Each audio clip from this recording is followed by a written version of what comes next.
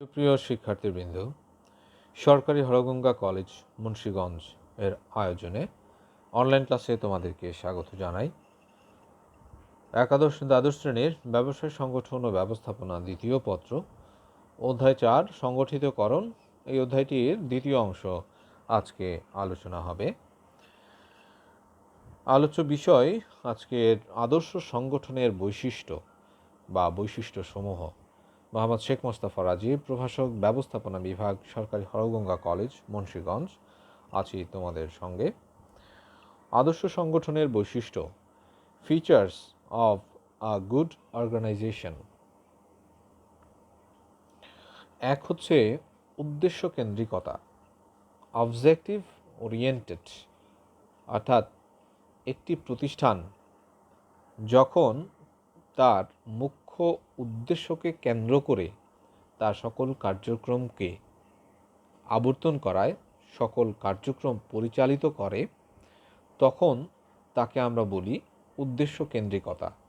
অর্থাৎ প্রতিষ্ঠানের যে উদ্দেশ্য রয়েছে, যেই উদ্দেশ্য অর্জনের জন্য প্রতিষ্ঠান তার কার্যাবলী সম্পাদন করার কথা, সেই মুখ্য উদ্দেশ্যটিকে ঘিরেই, যদি সেই মুখ্য উদ্দেশ্যটিকে কেন্দ্র করে এবং সেই উদ্দেশ্য অর্জন করার জন্যে যদি সংগঠনটি তার সকল কার্যক্রমে মনোনিবেশ করে, তার সকল শক্তি প্রয়োগ করে, নিয়োজিত করে সেই উদ্দেশ্য অর্জনের জন্য, মুখ্য উদ্দেশ্যকে কেন্দ্র করে, তখন আমরা তাকে বলি উদ্দেশ্য কেন্দ্রিকতা, অবজেক্টিভ ওরিয়েন্টেড।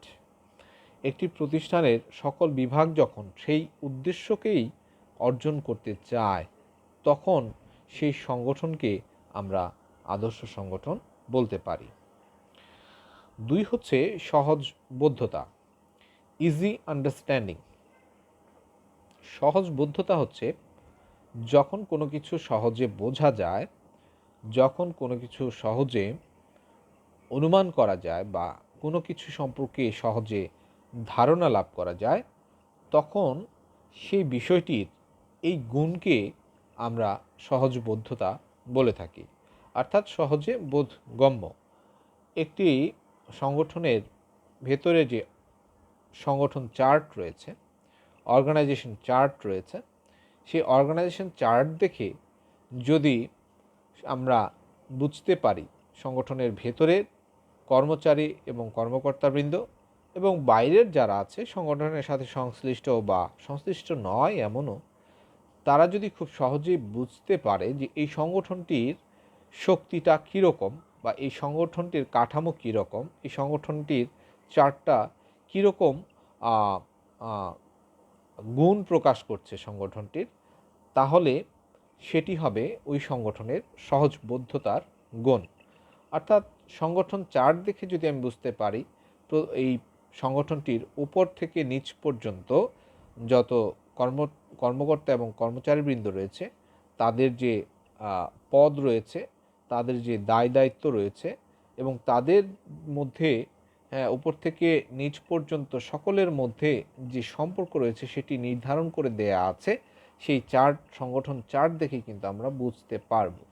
তাহলে এই যে সহজে সংগঠনটি সম্পর্কে একটা ধারণা লাভ করা গেল, এটি হচ্ছে সংগঠনটির সহজবোধ্যতার গুণ। এই সহজবোধ্যতার গুণ থাকলে সেই সংগঠনকে আমরা বলতে পারবো একটি আদর্শ সংগঠন।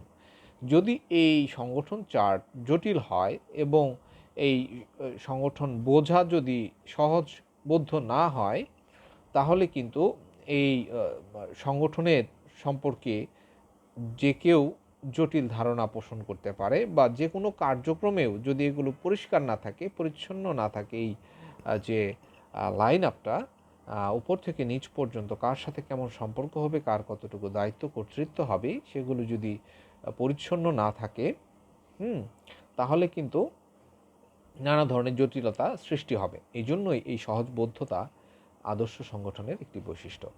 3 হচ্ছে বিশেষায়নের সুযোগ, অপরচুনিটি অফ স্পেশালাইজেশন। অর্থাৎ বিশেষায়ন বলতে আমরা বুঝি যখন একটি সংগঠনের কর্মী কোনো একটি বিশেষ কাজে দক্ষ হওয়ার সুযোগ পায়, তখন সেটাকে আমরা বলি বিশেষায়নের সুযোগ। অর্থাৎ কোনো কর্মী কোনো একটি বিশেষ কাজে যখন দক্ষ হয়ে উঠবে এবং সেই কাজেই তাকে নিয়োজিত রাখা হবে, সেই কাজটি করার জন্যই তাকে জোর দেয়া হবে, অন্য কোনো কাজে মনোযোগ না দিয়ে কোনো একটি বিশেষ কাজে তাকে দক্ষতা অর্জনের জন্য বলা হবে এবং সময় দেওয়া হবে, তখন তাকে আমরা বলবো বিশেষায়নের সুযোগ। তখন ওই কর্মী ওই বিশেষ কাজে দক্ষ হয়ে উঠবে এবং প্রতিষ্ঠানের জন্য ওই বিশেষ কাজটি খুব দ্রুত এবং খুব গুণসম্পন্নভাবে সেই কাজটি সম্পন্ন করতে পারবে। এটাকে আমরা বলছি বিশেষায়নের সুযোগ। এই সুযোগটি যখন একজন কর্মী বা একজন কর্মকর্তা পায়, তখন সে নিজে যেমন দক্ষ হয়ে ওঠে, প্রতিষ্ঠানের জন্য সে সম্পদ হিসেবে রূপান্তরিত হতে থাকে। অর্থাৎ জনসংখ্যা থেকে সে ধীরে ধীরে জনবলে পরিণত হতে থাকে, জনসংখ্যা থেকে সে জনসম্পদে রূপান্তর হতে থাকে ধীরে ধীরে, যখন সে কোনো বিশেষ কাজে দক্ষতা অর্জনের সুযোগ পায়। এটি হচ্ছে বিশেষায়নের সুযোগ, যা একটি আদর্শ সংগঠনের বৈশিষ্ট্য। এরপর 4 হচ্ছে সুসংজ্ঞায়িত দায়িত্ব ও কর্তৃত্ব। সুসংজ্ঞায়িত অর্থাৎ সুনির্ধারিত, অর্থাৎ সুনির্দিষ্ট, সুসংজ্ঞায়িত, সুনির্ধারিত দায়িত্ব ও কর্তৃত্ব, well defined responsibility and authority.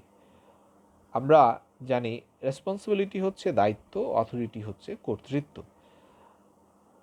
দায়িত্ব হচ্ছে কোনো কাজের দায়, দায়িত্ব হচ্ছে কোনো কাজের দায়, অর্থাৎ কোনো কাজের জন্য যখন কাউকে জবাবদিহি করতে হবে, তখন তাকে আমরা বলবো দায়িত্ব। কোনো কাজের জন্য দায় থাকবে এবং সেই কাজটি সুন্দরভাবে সম্পন্ন করার দায় থাকবে এবং সেটার জন্য জবাবদিহি করার বিষয় থাকবে, তার ঊর্ধ্বতন কর্তৃপক্ষের কাছে জবাবদিহি করতে হবে ওই কাজ সুসম্পন্ন হয়েছে কিনা সেটার জন্য, তখন তাকে আমরা বলবো দায়িত্ব। আর কর্তৃত্ব হচ্ছে আদেশ দানের ক্ষমতা, অর্থাৎ যখন কর্তৃপক্ষ আমরা বলি যার কর্তৃত্ব রয়েছে, অর্থাৎ যখন একটি প্রতিষ্ঠানে কোনো ব্যক্তি, কোনো পদে অধিষ্ঠিত কোনো ব্যক্তি যখন আদেশ দান করার ক্ষমতা লাভ করবে, তখন আমরা বলবো ওই ব্যক্তির কর্তৃত্ব রয়েছে। যতটুকু আদেশ দানের ক্ষমতা তার থাকবে, ততটুকু আদেশ দানের ক্ষমতাকে আমরা বলবো তার ততটুকু কর্তৃত্ব রয়েছে তার পদের। তাহলে এই যে সুসংজ্ঞায়িত দায়িত্ব কর্তৃত্ব, এটি কিন্তু অবশ্যই একটি আদর্শ সংগঠনের জন্য গুরুত্বপূর্ণ বিষয়।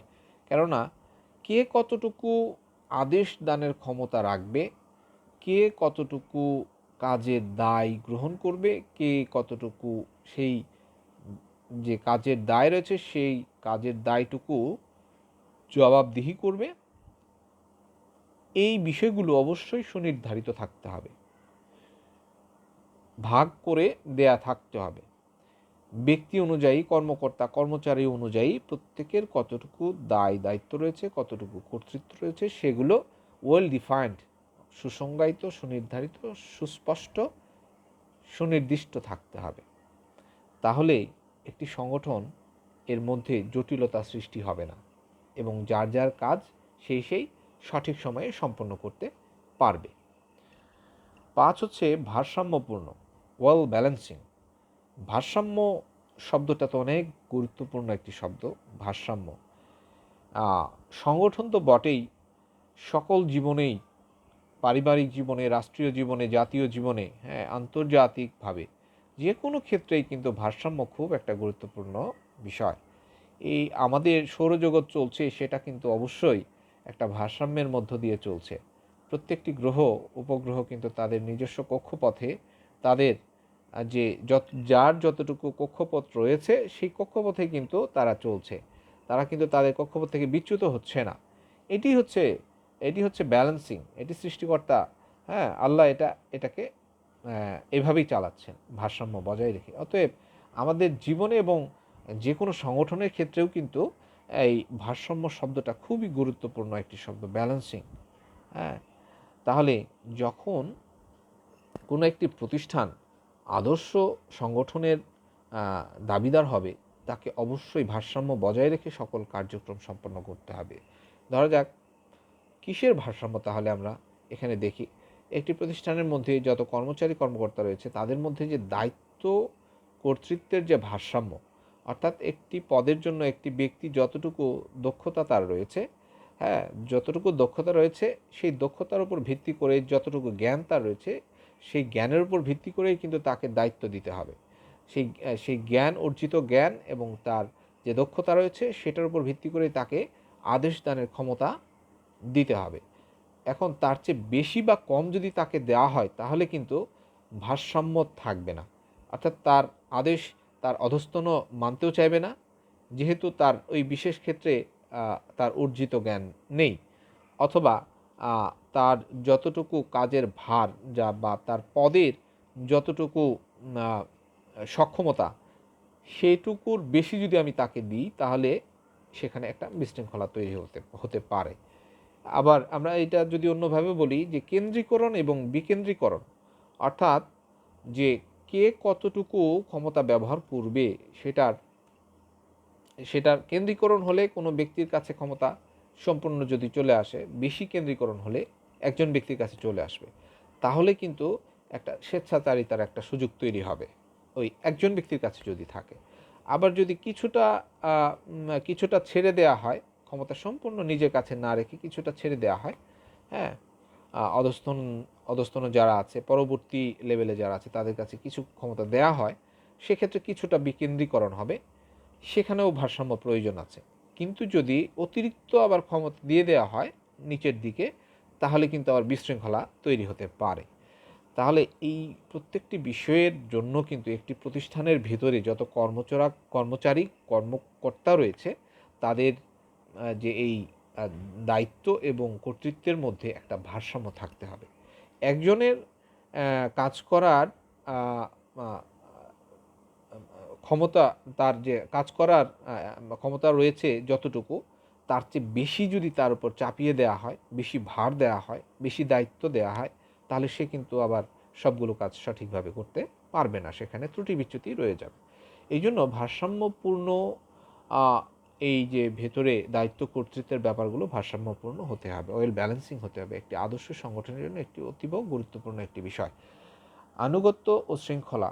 আনুগত্য হচ্ছে কোনো ব্যক্তির বা কোনো পদের অধিকারী কোনো ব্যক্তির বশ্যতা স্বীকার করা, অর্থাৎ তার আদেশ নির্দেশ মেনে চলা, এটি হচ্ছে আনুগত্য।